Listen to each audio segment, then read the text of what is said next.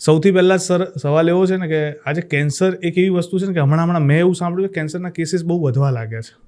તો સૌથી પહેલાં તો કેન્સરના પ્રકારો કેટલા છે ત્યાંથી જ આપણે શરૂઆત કરીએ. કેન્સરના આમ જનરલાઇઝ વાત કરીએ તો 3 પ્રકાર છે. સૌથી કોમન કાર્સિનોમા, અને પછી સાર્કોમા, લ્યુકેમિયા અને લિમ્ફોમા. પણ જો આપણે ઓરલ કેન્સરની વાત કરીએ તો એ હેડ એન્ડ નેક રિજિયનમાં આવે, મોઢા અને ગળામાં. એમાં સૌથી કોમન કેન્સર ઓરલ કેન્સર એટલે મોઢાનું કેન્સર. એમાં પણ 6 પાર્ટ આવે કે જીભનું કેન્સર હોય, ગલોફાનું કેન્સર હોય, જડબાનું કેન્સર હોય અને તાળવાનું કેન્સર હોય.